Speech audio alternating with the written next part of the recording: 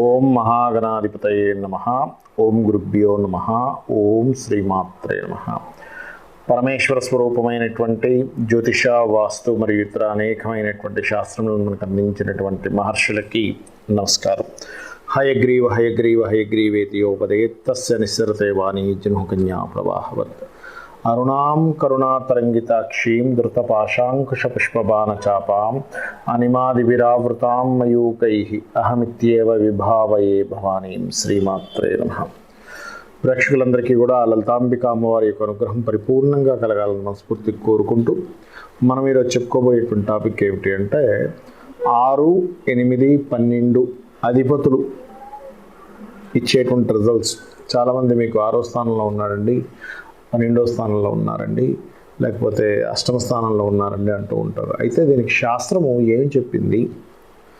ఈ 6, 8, 12 స్థానాల్లో శుభగ్రహాలు ఉంటే ఏమిటి, పాపగ్రహాలు ఉంటే ఏమిటి అనేటువంటిది కాన్సెప్ట్ ఒక ఎత్తు అయితే, అసలు ఆ శుభగ్రహాలు కానీ పాపగ్రహాలు కానీ ఏ లగ్నం నుంచి ఎవరైతే ఏమిటి అనేటువంటిది కూడా ఉంది. ఇది తెలియక మనం ఒక్కోసారి ఏం చేస్తుంటుంటే 6వ స్థానంలో ఈ గ్రహం ఉందండి, ఇది తప్పు అనుకుంటుంటాం. కాదు, శాస్త్రంలో దీన్ని విపరీత రాజయోగము అంటారు. దీన్ని విపరీత రాజయోగము, అదేవిధంగా నీచభంగ రాజయోగాలు కూడా ఉంటాయి. అయితే మనం విపరీత రాజయోగం గురించి మాట్లాడుకుంటున్నాం. 6, 8, 12 స్థానాలు. ఈ 6, 8, 12 స్థానాల్లో ఒక్కొక్క లగ్నము నుంచి, ప్రధానంగా ఇవి లగ్నం నుంచి ఏర్పడతాయి. లగ్నం నుంచి తెలియదు, మాకు లగ్నమే తెలియదు అనుకున్నవారు సెకండరీస్ చంద్రుడి నుంచి కొంత ఏర్పడుతుంది, బట్ లగ్నం నుంచి ఏర్పడతాయి, గుర్తుపెట్టుకోండి. సో ఈ ఏర్పడినటువంటి లగ్నం నుంచి ఏర్పడిన యోగం వల్ల ఎటువంటి ఫలితములు వీళ్ళు పొందుతారు, అదేవిధంగా ఈ ఫలితాలు సరిగ్గా రావట్లేదంటే దానికి కారణం ఏమిటి, దానికి చేసుకోవాల్సిన పరిహారాలు ఏమిటి అనే విషయాన్ని ఇప్పుడు మనం తెలుసుకుందాం. మీన లగ్నము, మీన రాశి వారికి కనుక చూసుకున్నట్లయితే ముఖ్యంగా విపరీత రాజయోగాలు అనేటువంటివి 6, 8, 12 స్థానాధిపతులను బట్టి మీన యోగం ఏర్పడుతూ ఉంటుంది. ఈ 6, 8, 12 స్థానాధిపతులు ముఖ్యంగా ఏమిటంటే 6, 8, 12 స్థానాల్లో ఉంటే విపరీత రాజయోగంగా చెప్పడం జరిగింది శాస్త్రంలో. అయితే ఈ 6, 8, 12 స్థానాధిపతులు ఎవరెవరు అవుతారు? మీన లగ్నానికి చూసుకున్నట్లయితే రవి, శుక్ర మరియు శని భగవానుడు అవుతారు. వీళ్ళు ఎక్కడైనా సరే ఈ రవి, బుధ, శుక్ర రాశుల్లో అంటే సింహంలో కానీ తులలో కానీ మనకి ఈ యొక్క రాశి అయినటువంటి కుంభంలో కానీ ఉన్నట్లయితే మీన లగ్నానికి యోగిస్తుంది. అయితే ఇది ఒక ఎత్తు. అయితే 6వ స్థానంలో అధిక గ్రహాలు, పాపగ్రహాలు ఉంటే ఏమిటి, అష్టమంలో పాపగ్రహాలు ఉంటే ఏమిటి అని చాలామంది అడుగుతూ ఉంటారు. 6వ స్థానంలో పాపగ్రహాలు కనుక ఉన్నట్లయితే మీన లగ్నానికి అధికారికంగా బాగా రాణిస్తారు, అంటే రాజకీయాల్లో బాగా రాణిస్తారు, అధికారికంగా రాణిస్తారు. కాకపోతే మీన లగ్నానికి 6లో అధిక పాపగ్రహాలు ఉంటే తండ్రితో గొడవలు కూడా అవుతూ ఉంటాయి. అష్టమంలో కనుక ఉన్నట్లయితే పాపగ్రహాలు ఆకస్మికంగా కొన్ని వ్యాపారాల మూలంగా కలిసి రావడం జరుగుతుంది. 12లో అధిక గ్రహాలు ఉన్నట్లయితే సర్వసాధారణంగా ఇంపోర్ట్ ఎక్స్పోర్ట్ మూలంగా కలిసి రావడం జరుగుతుంది. అయితే ఇవన్నీ ఒక ఎత్తు అయితే, విపరీత రాజయోగాలు కొన్ని పురాతనమైనటువంటి గ్రంథాల్లో మీనలగ్నానికి పర్టికులర్గా రవి, శుక్రుడు గనక రాశిలో అంటే మీనంలో ఉన్నా లేదా తులలో ఉన్నా గొప్ప యోగాన్ని ఇస్తాయి అని చెప్పడం జరిగింది.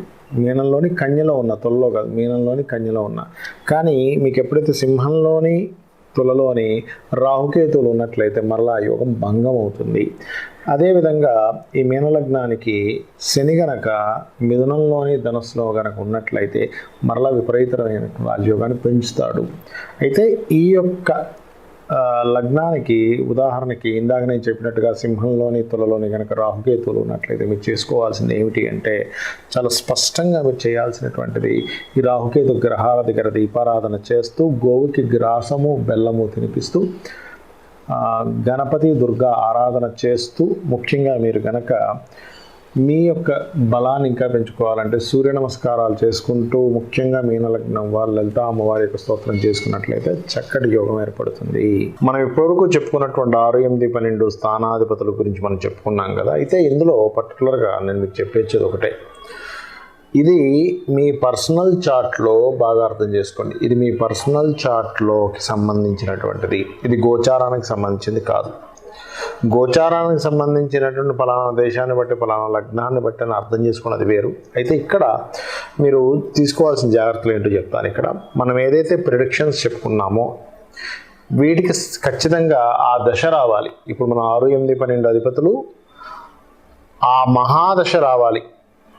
ఏదైతే మనం చెప్పుకున్నటువంటి రిజల్ట్ ఆ దశ వస్తేనే మీకు ఈ మహాదశ యోగిస్తుంది. ఒకటి, ఆ దశ వచ్చినా యోగించట్లేదు అంటే అక్కడ మైనస్ని ఇచ్చే గ్రహం ఏదో అక్కడ ఉంది. అంటే రాహువో కేతువో లేకపోతే నీచ స్థానంలో ఉన్న గ్రహము, నీచభంగం కానటువంటి గ్రహం ఏదో ఉందని అర్థం చేసుకోవాలి. 6, 8, 12 స్థానాల్లో రాహు కానీ కేతువు కానీ, నీచ స్థానాల్లో ఉన్న గ్రహం కానీ, పాపకర్తల్లో ఉన్న గ్రహం కానీ 6, 8, 12లో ఉన్నప్పుడు మీకు రావాల్సిన నీచం అంటే మీకు రావాల్సింది ఏదైతే రాజయోగం ఉందో అది ఆగుతుందని అర్థం. అలాంటప్పుడు మీకు ఏ గ్రహం ఉంటే దానికి సంబంధించిన దానం ఇవ్వండి. అంటే ఉదాహరణకి గోధుమలు, రవికి సంబంధించిన గ్రహం నీచబడి ఉంది, గోధుమలు ఇవ్వండి. చంద్రుడు బియ్యం ఇవ్వండి. కుజుడు కందులు ఇవ్వండి. బుధుడు పెసలు ఇవ్వండి. అదేవిధంగా గురువు అయితే శనగలు, మనకి శుక్రుడైతే బొబ్బర్లు, శని భగవానుడైతే తెల్లటి నువ్వులు, రాహు అయితే మినుములు, కేతు అయితే ఉలవలు దానంగా ఇవ్వండి. ఇవి ఆ వారాల్లో అంటే మనకు తెలుసు ఆదివారం గోధుమలు, సోమవారం బియ్యము, మంగళవారం కుజుడికి సంబంధించిన మంగళవారము, బుధుడికి సంబంధించిన బుధవారము, గురువుకి సంబంధించిన గురువారము, రాహువుకి సంబంధించిన శనివారము, కేతువుకి సంబంధించిన కూడా మంగళవారం ఇవ్వాలి. ఉదయం 6 నుంచి 7:30 మధ్యలోనే ఆ దానం ఇవ్వండి. ఎందుకు ఈ దానం అంటే ఎప్పుడైతే మనం ఒక పదార్థాన్ని దానంగా ఇస్తామో ఆ పదార్థం ఇచ్చిన వెంటనే మనలో నుంచి ఆ నెగటివ్ ఎనర్జీ అనేటువంటిది వెళ్ళిపోతుంది. గుర్తుపెట్టుకోండి. వెళ్ళిపోయినప్పుడు ఏమవుతుంది, ఇక్కడ ఏదైతే మనకి రాజయోగం కలగాలో ఆ విపరీత రాజయోగం కలిగేటువంటి ఆస్కారం పెరుగుతుంది. అలాగే నేను చెప్పినటువంటిది ఏదైతే మంత్రం ఉంటుందో, దేవత ఆరాధనకు సంబంధించి ఉంటుందో, ఈ విపరీత రాజయోగం ఏర్పడడానికి, అది ఫామ్ అవ్వడానికి, అది ఓపెన్ అవ్వడానికి అది రెగ్యులర్గా చేయండి. అది అమ్మవారి మంత్రం కావచ్చు, దేవత సంబంధించిన గ్రహ సంబంధించినటువంటిది ఏదైనా స్తోత్రం కావచ్చు. రోజు చేయండి నా మాట విని.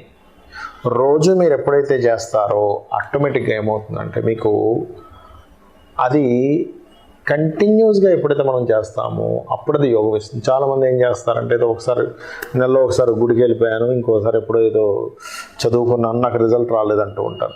అలా చేస్తే రిజల్ట్ రాదు. ఎలా అయితే మనం చూడండి, ఒక జిమ్కి వెళ్తాం. జిమ్కి వెళ్ళినప్పుడు ఆ జిమ్లో మనం చూడండి రెగ్యులర్గా వెళ్ళి 1 గంట 2 గంటలు రెగ్యులర్గా ఎక్సర్సైజ్ చేసినప్పుడు ఈ బాడీ ఆటోమేటిక్గా స్టామినా పెరుగుతుంది. వారానికో 10 రోజులకో జీవితాంతం వెళ్ళినా పెరగదు. అది ఎలా అయితే ప్రాక్టికల్గా మనకు అది తెలుస్తూ ఉంటుంది. ఇది కూడా ఇంతే ప్రాక్టికల్గా రెగ్యులర్గా చేయడం వల్లే ఉంటుంది. ఇంకొకటి చాలామంది అడుగుతున్నది ఏమిటంటే, ఏమంటే ఇవి చేసేటప్పుడు నియమాలు పాటించాలా? దీక్షలు తీసుకున్నప్పుడు ఖచ్చితమైన నియమాలు ఉంటాయి, కానీ ఇలా దానాలు అవి చేసేటప్పుడు దానం ఇవ్వకముందు ఎట్టి పరిస్థితుల్లో మధు అంటే డ్రింకింగ్ హ్యాబిట్స్ వాళ్ళు డ్రింకింగ్ చేసి దానం ఇవ్వకూడదు. నాన్ వెజిటేరియన్ తిని దానం ఇవ్వకండి. ఇచ్చిన తర్వాత తినొచ్చు, దానికేం ప్రాబ్లం ఏం లేదు. మీకు ఒకవేళ అలవాటు ఉంది, that is different thing. But ఇవ్వకముందు మాత్రం చేయకండి. ఇంకోటి పర్వదినాలు వస్తూ ఉంటాయి మనకి, ఏకాదశనో లేకపోతే ద్వాదశనో లేకపోతే అమావాస్యనో పౌర్ణమనో అష్టమి అనో ఇట్లా కొన్ని ఉన్నాయి. అష్టమి రోజు దానం చేస్తే చాలా మంచిది. ఆ రకంగా చేసేటప్పుడు ముఖ్యంగా అమావాస్య నాడు సంబంధించిన పితృదేవతలకు దానం ఇస్తూ ఉంటారు, స్వయం భాగమని. ఇది ఖచ్చితంగా చేయండి. ఇది ఒక్కటే ఒక ఎత్తు, మీరు చేస్తున్న దానాలని ఒక ఎత్తు. ఖచ్చితంగా మీకు ఈ దానం ఇవ్వడం ద్వారా, ఈ మంత్రం చేసుకోవడం ద్వారా మీ జన్మజాతకంలో ఏదైతే విపరీత రాజయోగం ఉందో ఆ విపరీత రాజయోగం అనేటువంటిది మీకు ఓపెన్ అవ్వడం జరుగుతుంది.